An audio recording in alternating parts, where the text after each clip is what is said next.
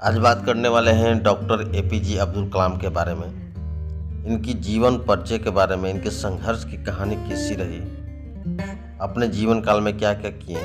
तो चलिए वीडियो को स्टार्ट करते हैं। आप देख रहे हैं सैड एल 111। अब्दुल पाकिर जैनुल आबदीन अब्दुल कलाम, जो मिसाइल मैन और जनता के राष्ट्रपति नाम से भी जाने जाते हैं, भारतीय गणतंत्र के 11वें निर्वाचित राष्ट्रपति थे।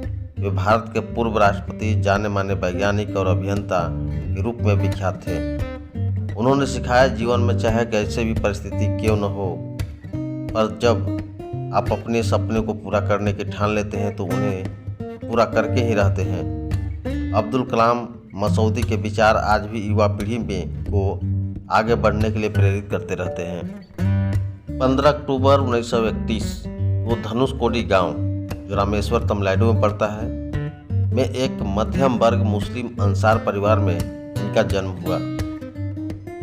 इनके पिता जैनुल आबदीन न तो ज़्यादा पढ़े लिखे थे, न ही पैसे वाले थे। इनके पिता मछुआरों को नाव किराए पर दिया करते थे।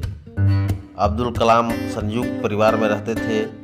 परिवार की सदस्य संख्या का अनुमान इस बात से लगाया जा सकता है कि यह स्वयं 5 भाई एवं 5 बहन थे। और घर में 3 परिवार रहा करते थे।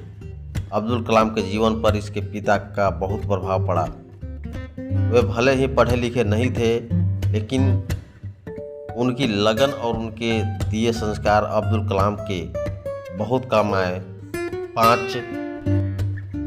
जब वो 5 वर्ष की अवस्था में रामेश्वर की पंचायत के प्राथमिक विद्यालय में उनका दीक्षा संस्कार हुआ था, उनके शिक्षक यादुराई सोलोमन ने उनसे कहा था कि जीवन में सफलता तथा अनुकूल परिणाम प्राप्त करने के लिए तीव्र इच्छा, आस्था, अपेक्षा, इन 3 शक्तियों को भली भांति समझ लेना और उन पर प्रभुत्व स्थापित करना चाहिए। 5वीं कक्षा में पढ़ते समय उनके अध्यापक उन्हें पक्षी के उड़ने के तरीके की जानकारी दे रहे थे, लेकिन जब छात्रों को समझ नहीं आया तो अध्यापक उनको समुद्र तट ले गए, जहां उड़ते हुए पक्षियों को दिखाकर अच्छे से समझाया। इन्हीं पक्षियों को देखकर कलाम ने तय कर लिया कि उनको भविष्य में विमान विज्ञान में ही जाना है। कलाम के गणित अध्यापक सुबह ट्यूशन लेते थे, इसीलिए वह सुबह 4 बजे गणित की ट्यूशन पढ़ने जाते थे। अब्दुल कलाम ने अपनी आरंभिक शिक्षा जारी रखने के लिए अखबार वितरित करने का कार्य भी किया था। कलाम ने 1950 में मद्रास इंस्टीट्यूट ऑफ टेक्नोलॉजी से अंतरिक्ष विज्ञान में स्नातक की उपाधि प्राप्त की है। स्नातक होने के बाद उन्होंने हावरक्राफ्ट परियोजना पर काम करने के लिए भारतीय रक्षा अनुसंधान एवं विकास संस्थान में प्रवेश किया। 1962 में वे भारतीय अंतरिक्ष अनुसंधान संगठन में आए, जहां उन्होंने सफलतापूर्वक कई उपग्रह प्रक्षेपण परियोजना में अपनी भूमिका निभाई। परियोजना निदेशक के रूप में भारत के पहले स्वदेशी उपग्रह प्रक्षेपण यान SLV-3 के निर्माण में महत्वपूर्ण भूमिका निभाई, जिससे जुलाई 1982 में रोहिणी उपग्रह सफलतापूर्वक अंतरिक्ष में प्रक्षेपित किया गया था। इन्होंने मुख्य रूप से एक वैज्ञानिक और विज्ञान के व्यवस्थापक के रूप में 4 दशकों तक रक्षा अनुसंधान एवं विकास संगठन DRDO और भारतीय अंतरिक्ष अनुसंधान संगठन ISRO संभाला एवं भारत के नागरिक अंतरिक्ष कार्यक्रम और सैन्य मिसाइल के विकास के प्रयासों में भी शामिल रहे। इन्हें बैलिस्टिक मिसाइल और प्रक्षेपण यान प्रौद्योगिकी के विकास के कार्यों के लिए भारत में मिसाइल मैन के रूप में जाना जाता है। इन्होंने 1974 में भारत द्वारा पहले मूल परमाणु प्रशिक्षण, बाद से दूसरी बार 1998 में भारत के पोखरण द्वितीय परमाणु प्रशिक्षण में एक निर्णायक संगठनात्मक, तकनीकी और राजनीतिक भूमिका निभाई। कलाम सत्तारूढ़ भारतीय जनता पार्टी एवं विपक्षी भारतीय राष्ट्रीय कांग्रेस दोनों के समर्थन के साथ 2002 में भारत के राष्ट्रपति चुने गए। 5 वर्ष की अवधि की सेवा के बाद वह शिक्षा लेखन और सार्वजनिक सेवा के अपने नागरिक जीवन में लौटाए। इन्होंने भारत रत्न, भारत के सर्वोच्च नागरिक सम्मान सहित कई प्रतिष्ठित पुरस्कार प्राप्त किए। 1972 में वे भारतीय अंतरिक्ष अनुसंधान संगठन से जुड़े। अब्दुल कलाम को परियोजना महानिदेशक के रूप में भारत का पहला स्वदेशी उपग्रह SLV तृतीय प्रक्षेपास्त्र बनाने का श्रेय हासिल हुआ। 1980 में उन्होंने रोहिणी उपग्रह को पृथ्वी की कक्षा के निकट स्थापित किया था। इस प्रकार भारत भी अंतर्राष्ट्रीय अंतरिक्ष क्लब का सदस्य बन गया। इसरो लॉन्च व्हीकल प्रोग्राम को प्रमाण चढ़ाने का श्रेय भी उन्हें प्रदान किया गया था। कलाम ने स्वदेशी लक्ष्य भेदी नियंत्रित प्रक्षेपास्त्र गाइडेड मिसाइल्स को डिजाइन किया। इन्होंने अग्नि एवं पृथ्वी जैसे प्रक्षेपास्त्रों को भी स्वदेशी तकनीक से बनाया था। कलाम जुलाई 1992 से दिसंबर 1999 तक रक्षा मंत्री के विज्ञान सलाहकार तथा सुरक्षा शोध और विकास विभाग के सचिव थे।